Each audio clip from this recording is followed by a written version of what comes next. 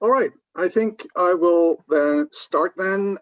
First of all, let me welcome everybody on this webinar to the third edition of the CCP Conversations. My name is Kai-Uwe Kühn. I'm a professor of economics and deputy director of the Center for Competition Policy.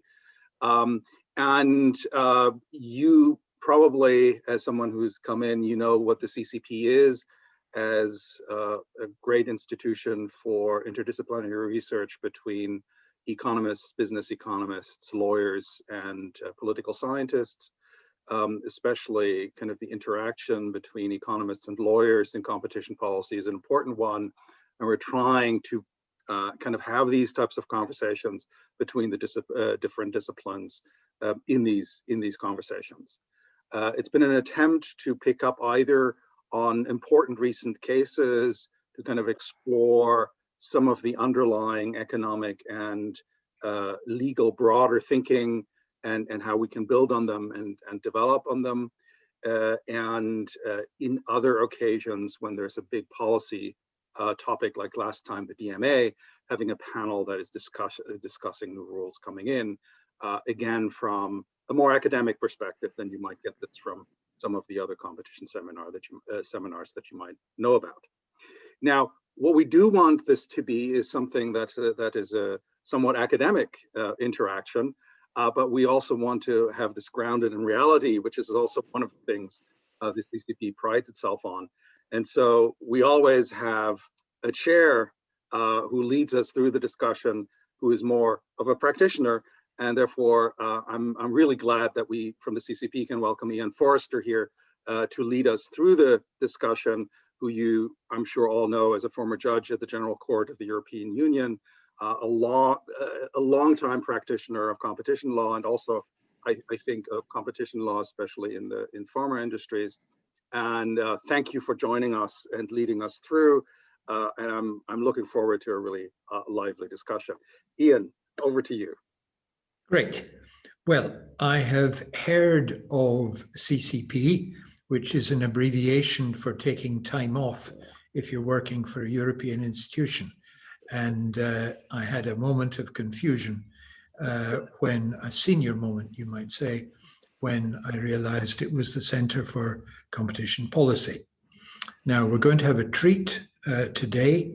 It's going to be a discussion between two real experts, one rising in the profession with a doctorate, Elias Deutscher, who teaches in the Center for Competition Policy and has written interesting stuff, and Kai-Uwe Kühn, who has a unique experience of being a practitioner, an enforcer, in-house, out-of-house, and now the leader of the Center for Competition Policy. So they really know what they're talking about. Now, this case, Aspen, that we're going to be talking about today, is a case that requires better explanation than I have so far been able to find. I know a bit about the pharmaceutical industry, and it's got certain particularities. One is that it is highly commercial in the sense that there's a lot of risk, there's a lot of investment, there's a lot of unsuccessful investment, and there's some gigantically successful event. Now, the drugs at stake are not in the front line of freshly patented, extraordinary new medical breakthroughs. They are old drugs which have been out of patent for umpteen years. So what I guess has happened is that they were fading in the drug portfolio of some large companies who decided to tidy up their portfolio and sell the medicines, which are presumably quite small, but which are obviously important to certain categories, I believe, of cancer patients. Now, the accusation is of excessive pricing. Now, we know how difficult it is for excessive pricing cases to stick. Who is to define what's an appropriate price? By what criteria do you say the price is excessive? And has there really been any damage? So those classic questions are very clear in any industry. In the pharma one, there's the extra layer of complexity or of the particularity, which is that pharma products are paid for by state entities in most of the European Union, either substantially or to a degree. In Eastern Europe, the contribution of the patient may be quite high, or the drugs may indeed not be reimbursed. But in the case of Western Europe, cancer drugs are pretty much paid for largely by the state, and strangely from the economic point of view, it is the state which sets the price after negotiation with the pharma company. So it is really an area where normal market forces don't apply in the same way as a consumer good would. Pharmaceutical products are dispensed in pharmacies in response to prescriptions by skilled intermediaries, and the price is set and partially reimbursed by the state. So an excessive pricing case is really something very, very intriguing. Separate problem here, one of my gripes, it's not quite fair, is that this is a commitment decision. And there we have European institutions saying, there's been an infringement, we're going to fine you. And the company says, no, this would be new law, you don't have the grounds. And the commission says, or the company says, well, can we do a deal? And then rather grumpily, the two parties come closer together like two pandas being encouraged to mate, but you're never quite sure until the last moment whether it will really happen. Sometimes it does, sometimes it doesn't. In my career as an advocate, I saw both. Well, in the case of Aspen, they decided to settle.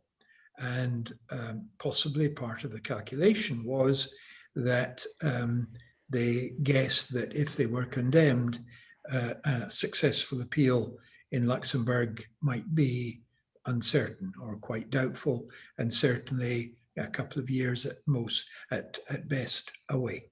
So I'm really delighted to be here to listen to these two experts. And let me say that I presume you're all Zoomists by now, more expert than I am, but if you look to the bottom of your screen, you'll see that there's a chat function.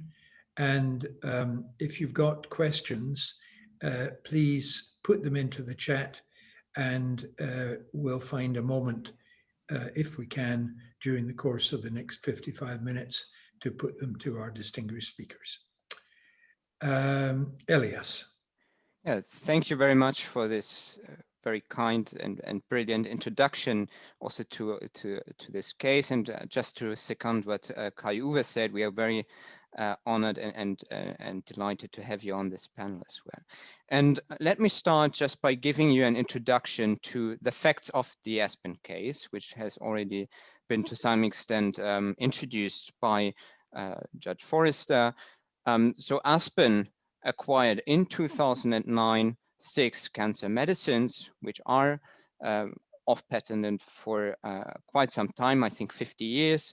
And from 2012 onwards, Aspen actually, you see this here on the graph provided by the Commission, it increased its average price across different member states of the European Union.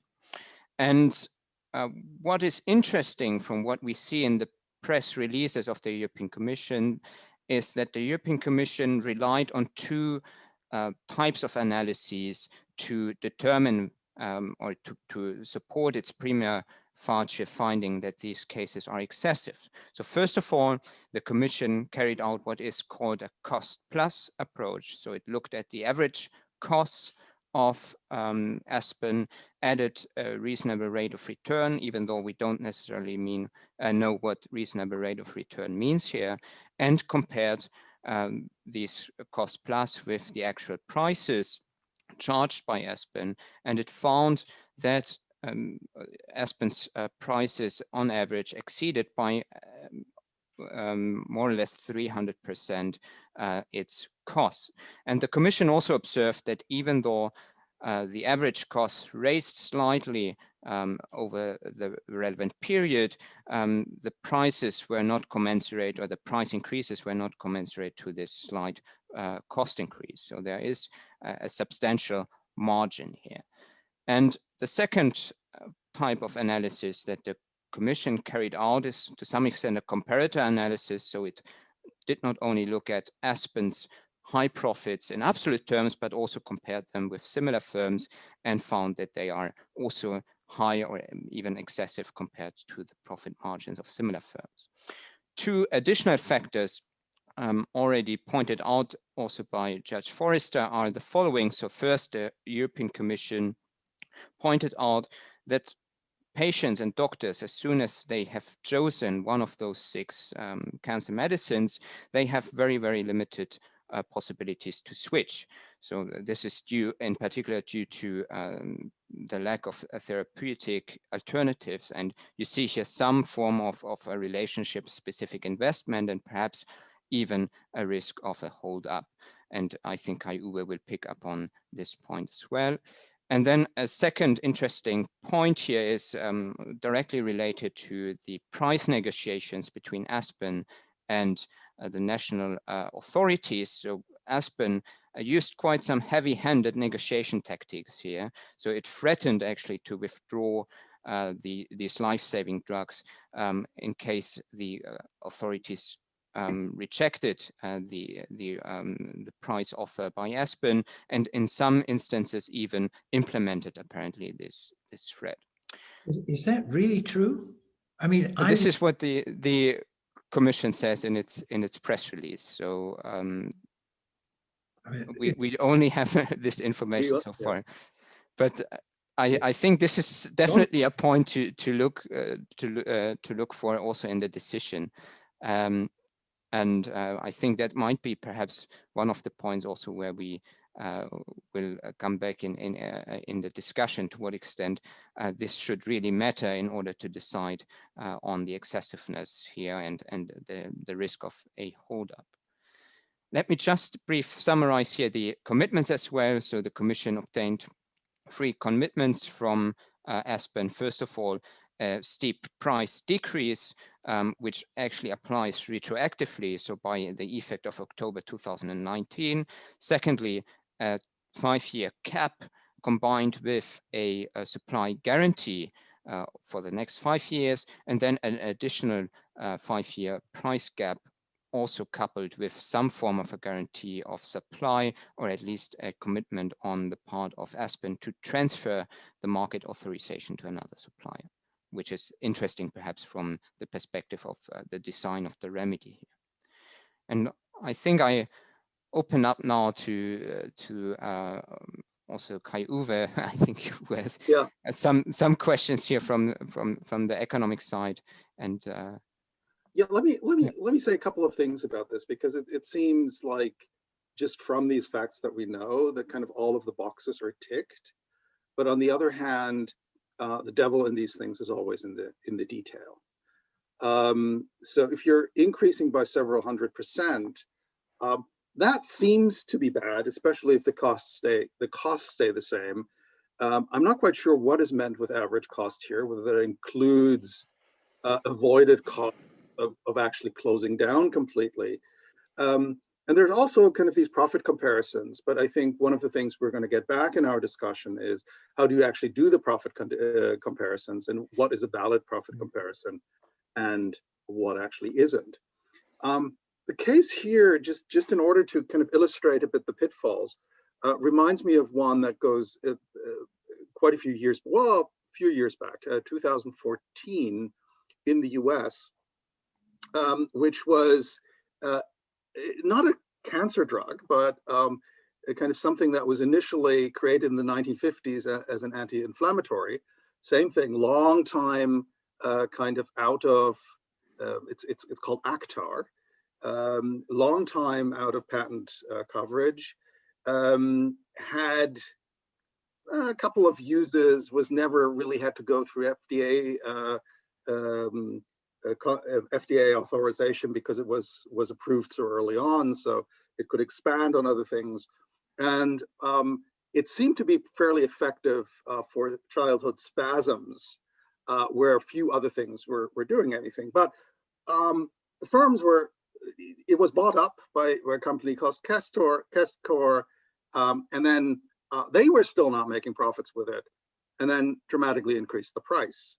And really the calculation was made to either concentrate on a couple of high value applications and then make it feasible to produce the small quantities they were producing, or to actually shut down and avoid the high fixed costs of production in the first place. And so they managed to increase the price. It's a price increase from something like $50 to something of the order of magnitude of 20,000 per vial of this stuff. But then they went to profitability, then marketed it also for some other applications, and actually after a couple of years became very, very profitable. Now, the point here is though, that if we're looking at the pricing, that would have to include also the avoidable costs of actually being in the market in the first place. And this is actually a strategy that we see pretty often, as I'm told. These products are typically called orphan drugs that no one has found worthwhile to produce a generic for. There are a couple of applications where there are no good substitutes, and in order to keep them in the market, the price really increases. And so I think Ian's point that you threw in as a challenge to us, was that threat really made? I think one of the things factually one would really like to know here is whether there was really an issue of this type. Now they've accepted a 73% price cut still, but that's, I think, still an issue to what extent with very small markets these people can actually survive. I think also kind of from all of these points, one of the things that we'll probably want to discuss, Elias, later on, is we now have here commitments to something that the Commission in the past never wanted to have, namely essentially price regulation for 10 years. And I think that's one of those questions really also, kind of, should these cases be restricted to those where we have satisfactory competition type of remedies? I think that's something that we will probably want to talk a little bit later on. But should we maybe get to the next slide? I think. Yeah. I just wanted to respond to one of Ian's comments about to what extent we know that there were these threats and also to what extent they were implemented. So there is actually a decision by the Italian Competition Authority, which was limited to Italy. And the Italian Competition Authority also found that those threats were advanced, and to some extent there was also a reduction in the supply, even though there were no supply problems reported by Aspen. So to some extent there is at least some evidence that such threats were implemented to some extent, or at least made. This is what we know from the Italian case. And I think now just to carry on to the economic analysis, Kai-Uwe, did you want to say anything in addition to? Yeah, I think it's important kind of from the economics to really have a fairly coherent framework on how to think about these things, because I think the importance here is, and I think that was something that Ian was pointing to as well. High prices and high margins are not generally a cause for concern. In competitive markets, we want prices that they can go up, and really for two reasons. Short term, it's an efficient rationing mechanism that basically makes the goods go to the applications where they have the best use, right? Which doesn't mean that that's always the best. So I could, for example, think about crisis situations in which you wouldn't want to avoid with critical goods distributional issues and therefore might ration, but that's not a competition concern in that sense. So if you have scarcity of the product relative to the willingness to pay, then that the price goes up is going to be a good thing in the short run in order to ration properly. In the medium and long term, it's good because it attracts other people into that market and really signals that there is an issue that someone else should invest, that it might be worthwhile to create a generic to the product, and basically have incentives to innovate, to find for that cancer, for example, another drug. So that what we would be expecting in normally functioning markets is that market power is going to be eroded by entry. And we do not want to discourage entry when it might actually be efficient by artificially keeping prices low. Okay? That's really the reason why in the US, no one wants to intervene against excessive pricing, because that's their view. But I think that there are really two circumstances in which we as economists kind of think that market power just cannot be effectively eroded by entry. And one of these is just really persistent dominance. I mean, the South Africans had a really nice case in the steel industry, which just came about because they had for a long time a planning style economy in terms of investment at just one big steel plant. And so they had a persistent monopoly internally who were internally in South Africa, charging really high prices. Okay, that's not going to change because no one is going to be able to build a steel plant in South Africa to the same scale and would do that under those circumstances. So we have a lot of situations we have situations in which dominance would be persistent, and under those circumstances, there may be a reason to have a flexible instrument to intervene, and a lot of economists have said that. I think the other point that is less well appreciated is that there can also be very pernicious types of dominance that leads to short-term high prices, but that again cannot be remedied by entry. And this is in situations of incomplete contracts. And kind of the canonical example for that is the car industry, in which we know that we have long-term contracts, but despite having long-term contracts where firms are committed to, have invested to, with a perspective of having a relationship for 7 years, they negotiate prices every year. And so, of course, since both are reliant on each other, if there's anything that kind of shifts the bargaining power, there's the possibility of someone asking for unreasonably high prices, right? And usually with implicit contracts, that is resolved by there being some mechanism how to resolve conflict in this price setting process. In the car industry is that you go basically to a retender, but have an implicit promise that you're going to supply the good until that point, and the price. There are examples where that didn't work in the car industry, and you get holdup problems.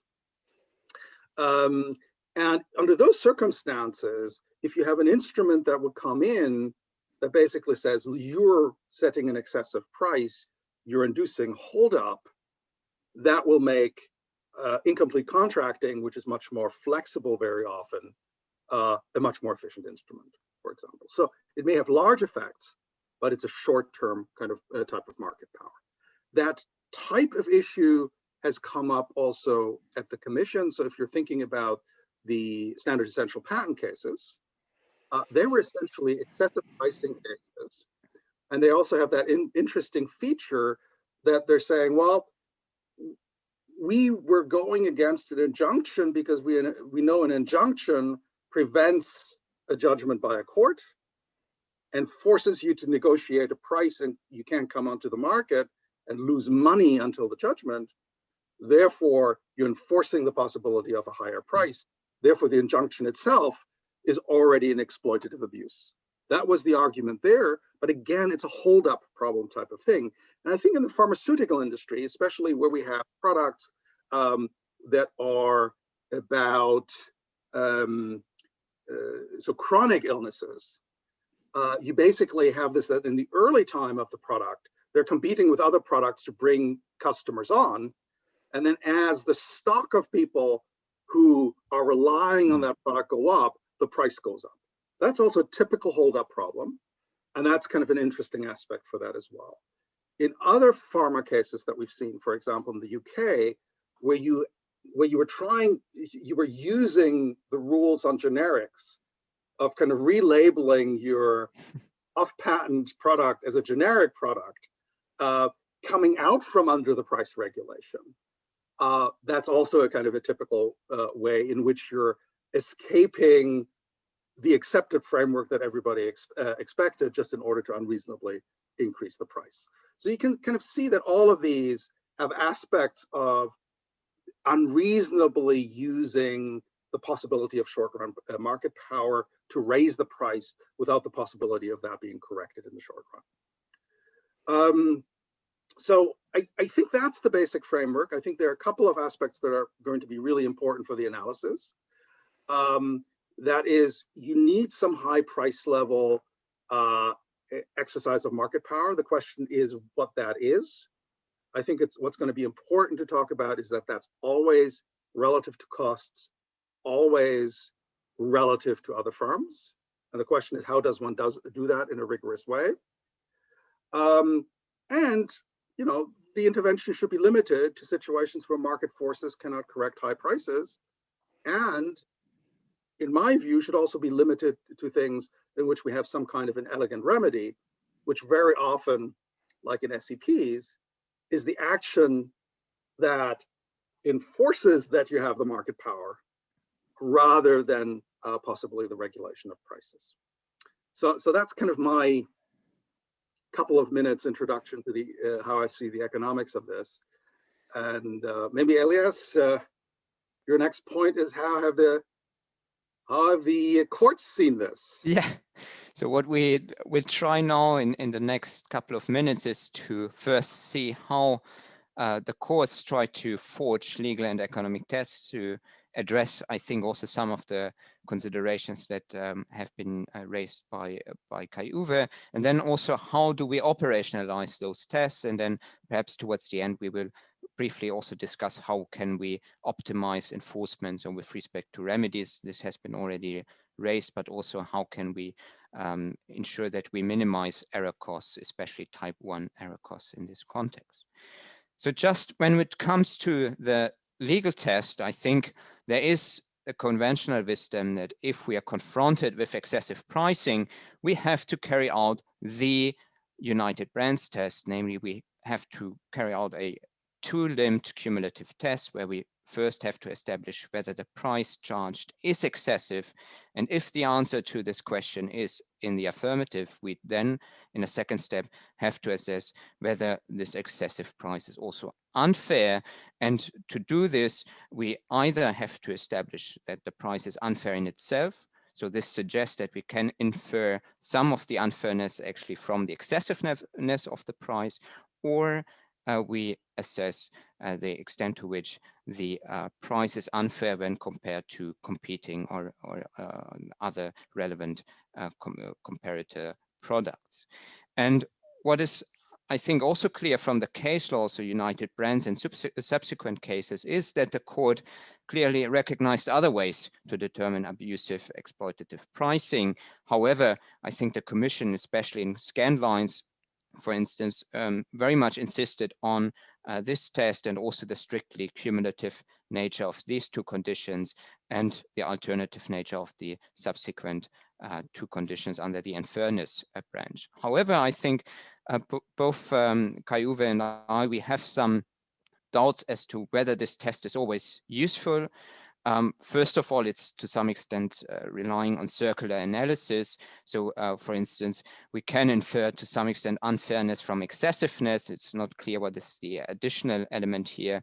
And also, if we establish, for instance, excessiveness by comparing the price with the price of other competitors and then do the same exercise again to determine unfairness, the question is also what's the difference between the two analytical steps here. Moreover, what in some pharmaceutical sectors, the price of a patented product is huge. I mean, very high, very, very lucrative.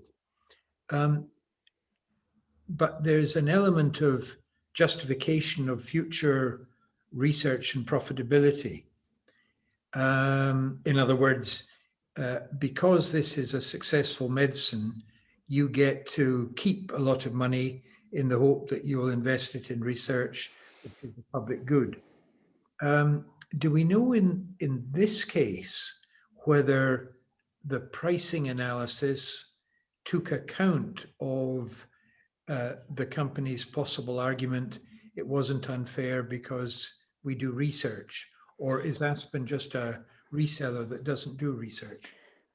So again, I think our difficulty is that we are still limited to the press release, but the European Commission, looking at the fact that the drug is effectively off patent for the last 5 decades, actually inferred from this that there is no objective justification on the part of the dominant firm to say, okay, we actually use these high profits in order to recoup our investments in our research and development, and the Commission to some extent rejected any kind of offsetting evidence here that would suggest that the dominant firm is really investing in research and development, and this would be objective justification for the high price.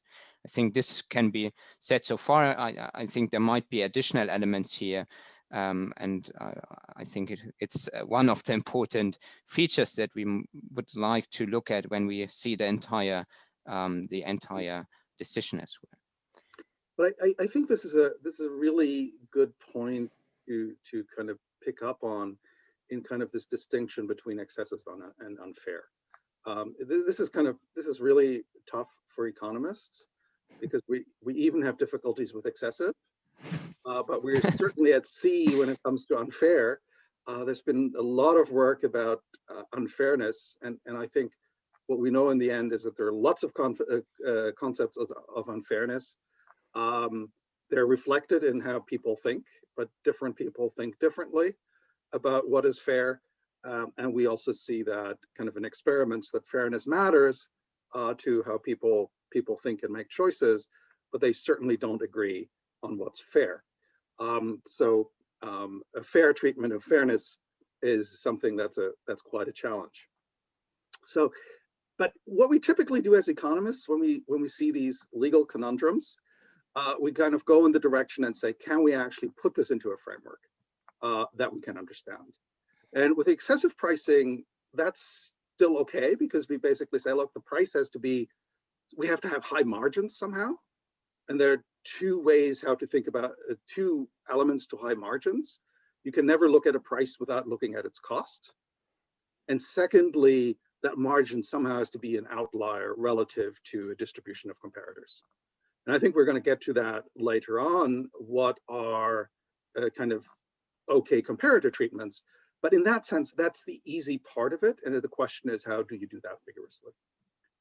The unfair one is at first sight a lot trickier. And that's really something where I think also the courts have stumbled over. There's a beautiful sentence in the CAT judgment on, I think it's Pfizer Flynn, right? Elias, where they say, well, economic value is actually not an economic concept, it's a legal concept. And then the decision struggles to define what economic value actually is. And there you kind of react as an economist by saying, well, we had that debate in the 19th century and resolved it there, namely that there was no kind of underlying value for a product, but really the value of a product is defined by in relation to some other product and what you would be willing to give up in order to buy this.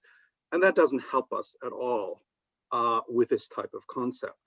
So I was thinking about this recently because I've been trying to write on this. And I actually think the fairness aspect has to be something that has to be relevant to competition, to the competition issues. And I think there's a really important element on when we want to intervene and when we don't want to intervene.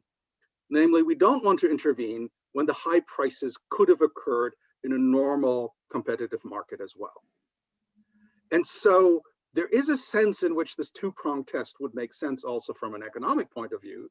Namely, first of all, you have to establish that you have an unusually high margin in some comparator benchmark.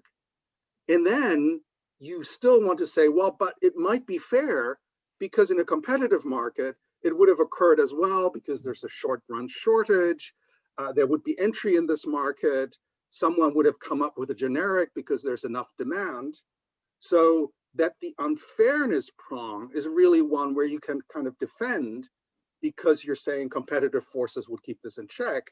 And therefore, this is an efficient way of the price mechanism working and not something where the price mechanism can't work efficiently in terms of market competition.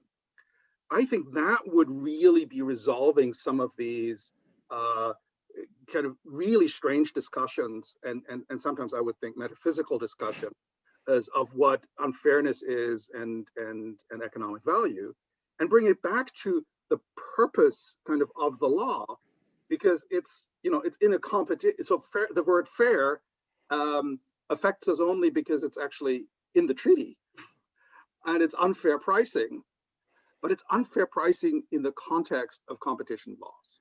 And so that kind of means it can only be unfair. I mean, if it's a competitive price, it shouldn't be considered unfair. And so I think there we could have a standard that we could actually agree on, and that would make it much easier to apply the test. Although then the unfair in itself and unfair when compared to competing products would kind of become redundant, because as you said, Elias, the natural comparison is in the excessive part, right? And then we're only asking the question, is this really a result of dominance or not? Ian, did you want to intervene? Well, no, I just draw to our attention an interesting chat comment from Margherita Colangelo, who says that according to what the Italian authority found, Aspen's only expense was to do with the distribution, the marketing, and it wasn't investing in R&D, nor was it doing promotional activity. So it was like a reseller, like a bare reseller, and I guess it likewise probably wasn't manufacturing the product itself. Let me actually pick up that point. I'm grateful you brought this up because it reminded me of something, because I was making for unfair kind of the competitive benchmark.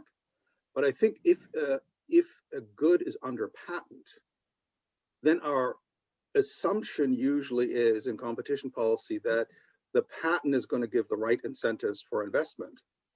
And therefore we would not want to intervene in the pricing of a still patented product. Right, and so my suggestion for this unfairness criterion, or saying what's fair, is actually either it's a competitive outcome or it's protected by a patent. But I don't think that the excessive pricing rule should be applied to products that have a very high price when they're coming out under patent, because that's reflecting the value of the goods that they're producing. There may be reasons why you might to control those prices, but that's not really a competition reason. That's a question of how exactly you design the patent system. Yes. And so I would not go in there with an excessive pricing rule. I think that would be wrong. And I think it's something important to keep in mind, because these kind of fairness criterion and excessive pricing are becoming very popular, also because of digital industries. And I think one has to be very, very clear that they're really limited to certain types of situations. Yes, yes.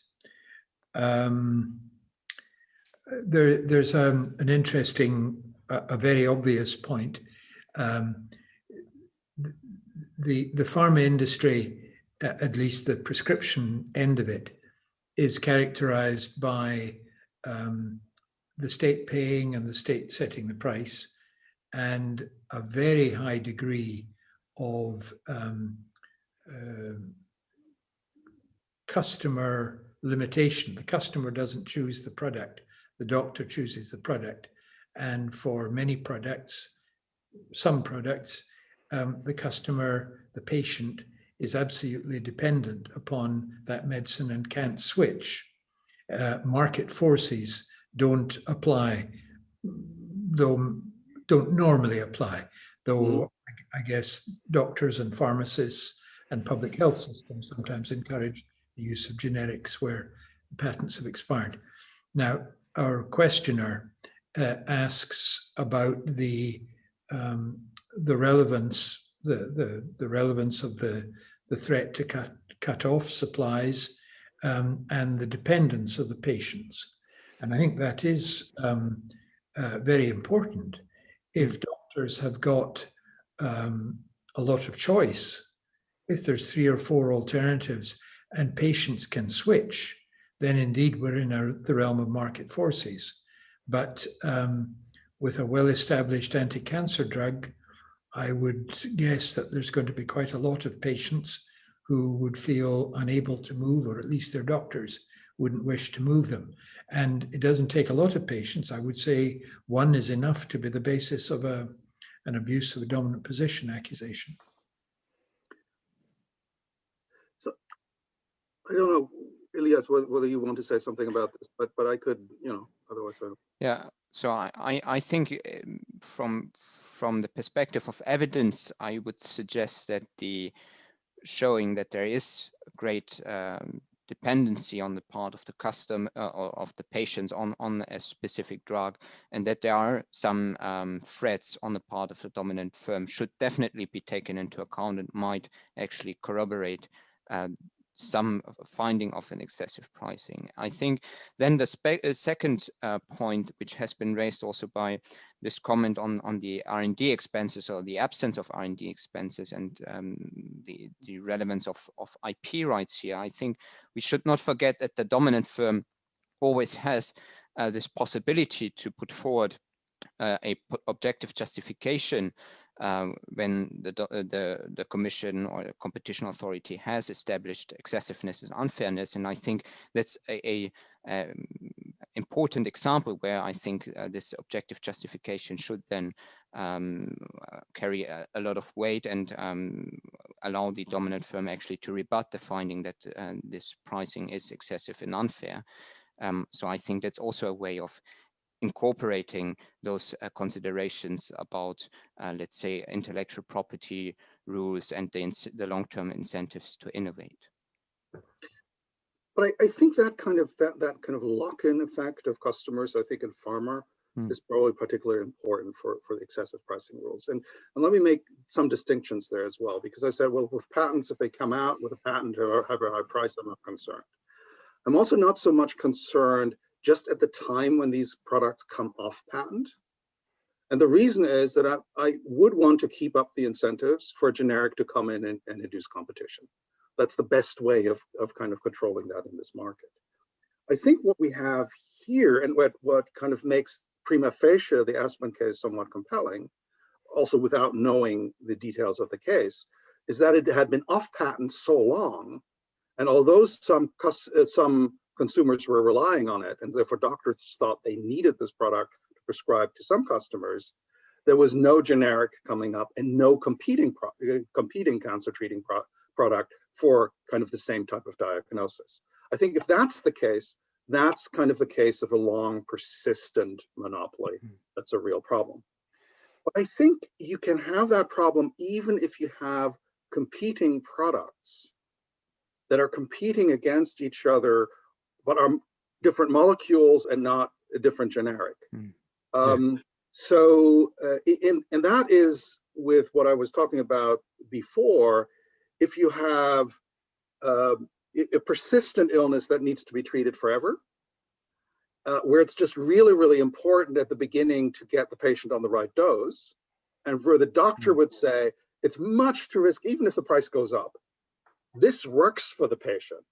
I don't want to start experimenting with another drug that will at least for a while reduce the quality of life for that person. Now, that's very much akin to what I talked about as a holdup problem, right? Namely, just the commitment of giving that drug leading to market power later on, which essentially undermines the competition in the market for the initial prescription of the drug. I think those are situations in which I would certainly look at it. And I think some of these games with, is it generic, is it not generic, do I rebrand it? Those are the types of games that are trying to exploit those types of situations.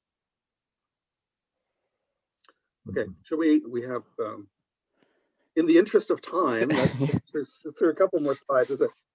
Yeah.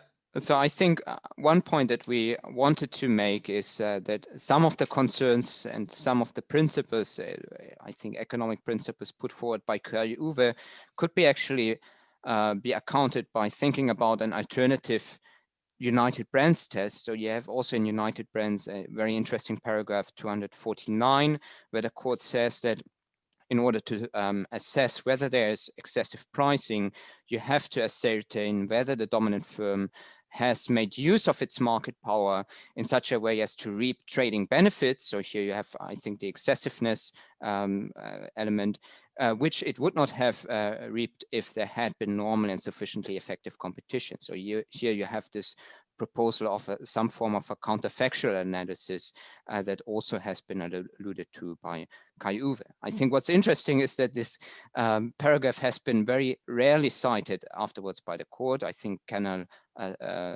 5 is one of the rare examples. But to our understanding, I think it might clarify to some extent what unfairness is and how it can be defined. So it can be operationalized here in two dimensions, a distributive and a procedural dimension. And I think it also puts forward a quite robust principles in terms of showing some form of causality and a counterfactual analysis that allows you or requires you to establish that these price increases could only be the result of abuse of dominance and not of normal market forces. I think an additional point that we wanted to address is what do we actually have to do as economists and lawyers to establish, especially the excessiveness of prices. And I think here we can distinguish between two major approaches. So either the cost plus approach, where you look at the cost of the dominant firm, an additional reasonable rate of return, and then compare it with the price. And on the other hand, you also have some use of comparator approaches, which have been acknowledged by the court. And I think 3 points are here important. First of all, the court has recognized that competition authorities have some discretion, certain margin of maneuver with respect to these methodologies. Secondly, you need to meet some important quality criteria. So with respect to excessiveness, you have to show that the price differential is significant and it's persistent. So you need some temporal or durable market power effects here.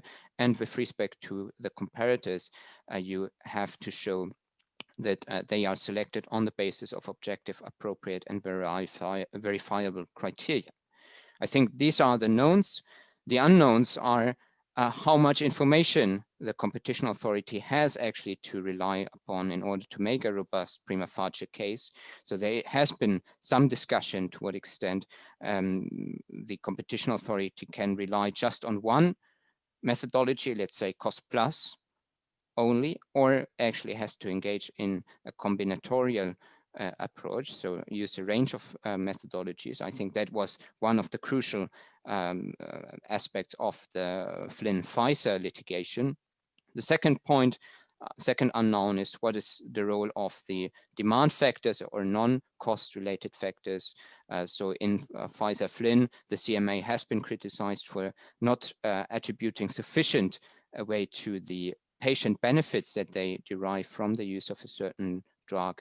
And then I think the last important point that we would have to discuss as well is the weight and the evidentiary burden actually for undermining or offsetting rebuttal evidence put forward by the dominant firm. So how easily can you, for instance, challenge the finding of a excessive price on the basis of a cost plus approach and force the competition authority then to carry out also a comparator analysis. And I think here there is a direct link between the evidentiary burden for the dominant firm to rebut the evidence and the evidentiary burden for the competition authority. Because if this is the burden is very low for the dominant firm, it is very likely that the competition authority would not carry out a full-fledged analysis using, let's say, a combinatorial approach, because it otherwise would really run the risk that it will face a rebuttal in the court or during the administrative procedure. And I think these are some points that we might want to draw upon also from an economic perspective and perhaps reflect upon them. Yeah, Elias, I think I find this debate about cost plus approaches and comparator approaches really a bit of a red herring, because I think both are the same thing if you look at them properly. So essentially what you're doing in a cost plus approach is you're looking at the price cost differential and then basically say, is that reasonable if I'm thinking about a reasonable rate of return? But rate of returns are broadly distributed. So in order to find what is a range of reasonable returns here, you essentially need to look at the distribution of rates of returns in a comparator group of firms. Otherwise, you cannot determine what a reasonable rate of return is. What do the comparator approaches say? They kind of skip the rate of return because they said, let me just look at the price cost margin with the physical costs and look at the distribution of price cost margins across a comparator firm. If this is an industry with a high rate of return, say because it has a high investment has a high investment rate and needs a high, is very risky, then you're going to see higher margins, but your place in the distribution isn't changed, right? And so in every time what you really need to do is to ask the question, is the margin that I'm observing an outlier relative to a distribution of margins in the rest of the industry? And really, whether you're doing it one way or the other way, it's kind of the same thing. You might want to check because you don't always have a large number of firms. But what's really important is that we don't start to do comparisons with 1, 2, 3 firms, but rather increase the comparator firms and see how the results are changing when we're looking at different comparator groups to have a large enough sample of comparators to actually be able to say what an outlier is, because then we're essentially doing something alike to statistical inference. And that's really, and I think that's not understood, and where I think a lot of these comparisons go bad, and I think that's an example in Flies or Fin as well, to basically say, here I have another product that also has a high margin.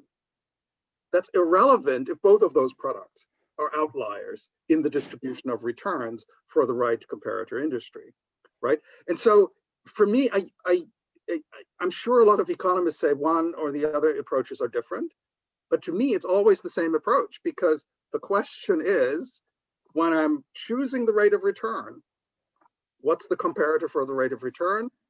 That has to be a distribution, because they're always in distributions in industries. And so comparator approach or cost plus approach, in the end, to me, come down to the same thing. I think the question arises in particular if you want to shortcut this analysis of the comparator analysis and rely on some form of an index. So like the CMA did in Pfizer-Flynn, where they, I think, looked at the reasonable rate of return in regulated, for regulated drugs, and then just rely on this rather than doing a comparative analysis. And I think then the question is it sufficient to rely on this, let's say, truncated cost plus approach where you just rely on an index in order to create your reasonable rate of return? And I think if you're just relying on one index, I think it's a problem. You want to have, you could have an index. So something that we've done in state aid analysis, where similar issues occur of whether the return is too high and therefore there's state aid, or how much state aid there is. So what we did was also look at a group of regulated industries, because it was a regulated industry in that case, and then basically say, maybe it's the third quartile of the distribution above which it's a problem, right? So how coarse you make that depends on the number of comparators you have. But basically saying, let's define what an outlier is. let's see whether that's reasonable relative to what we're observing. But it's basically always going back to the distribution. So I would always want to start from looking at all of the regulated industries, see what their returns are. And then I'm again at a comparative approach. If I can do the index, I can also do the other.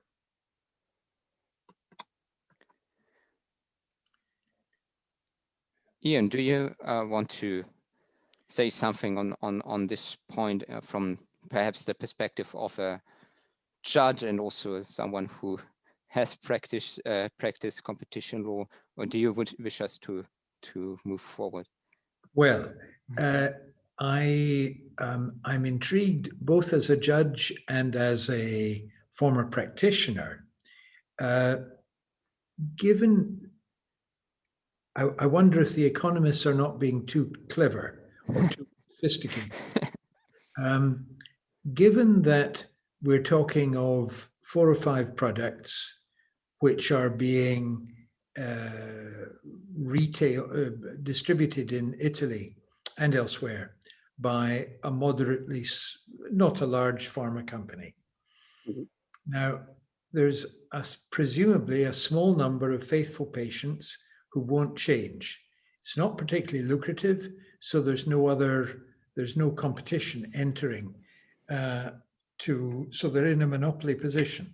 But they're in an odd position for a monopolist in that the price is not determined by them, but by the public authority. And so an awful lot turns on the genuineness, if that's the right word, of the threat to withdraw the product. I would have thought that one of the clearest possible infringements of 102 is to withhold a product from a person who is in medical need of that product. Now, if I want to sell my house or sell my bottle of wine to someone, unless they give me a good enough price, I'll say, oh, I'm not going to do business. So when the pharma company says to the Italian authority, unless you give me a good price, I'm not going to do business, is that careless speech or is that a real threat? And it seems to have been perceived as a real threat.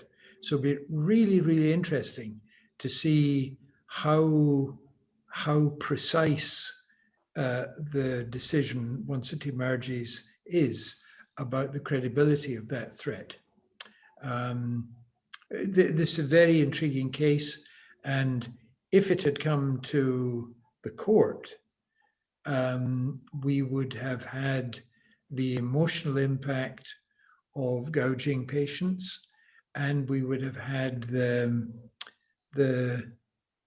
general sympathy to uphold a decision of the enforcer in the area where it is expert, but it all depends. Very, very interesting.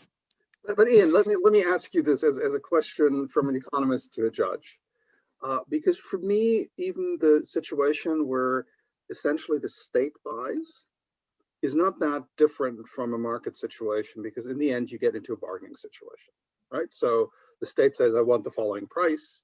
And what would I say as a firm? I would say, but listen, I mean, I have all these costs. It's terrible. I can't survive with, I mean, we have this with regulated industries all the time. Mm-hmm. And there are certain doubts about, you know, is that genuine? Is that not genuine? It depends a little bit on how you determine what the costs are, for example, how you're attributing costs. So I could perfectly see that someone says, look, you've got to reduce your price. And you say, no, we're not going to reduce that. Otherwise, the product goes out of the market. So I think for an economist, what's a genuine threat and what's not a genuine threat is difficult to say, because typically, you know, with asymmetric information, kind of that negotiation might break down.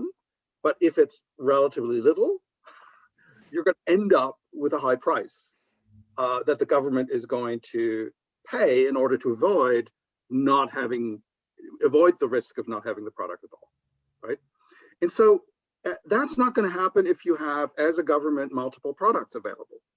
So the degree of market power and the dominance concept still applies, despite of the fact that the product is procured in a different way, because of the outside auction outcome when you don't have the product, right?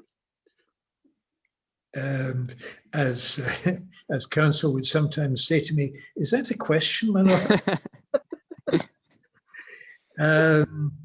Yeah, I guess I would just observe that where you're a pharmaceutical company and you are delivering to pharmacies to deliver to patients, it is morally hellish difficult, very, very difficult to withdraw supply.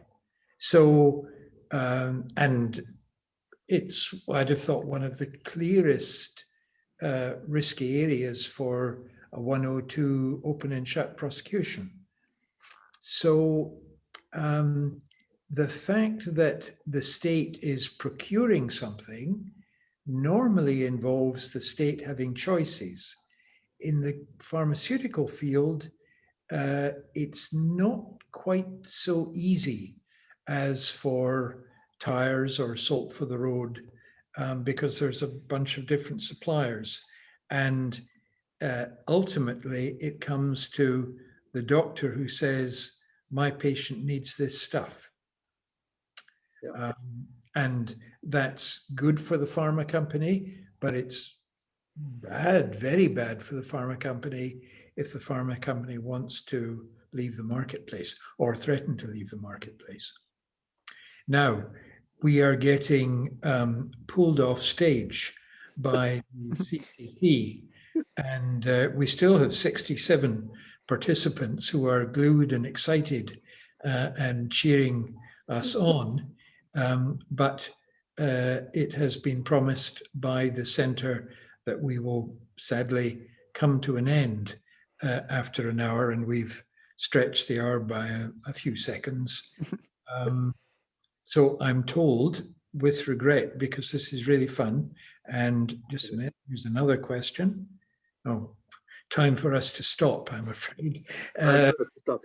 Ian, thank you for being on this panel with us and leading us through.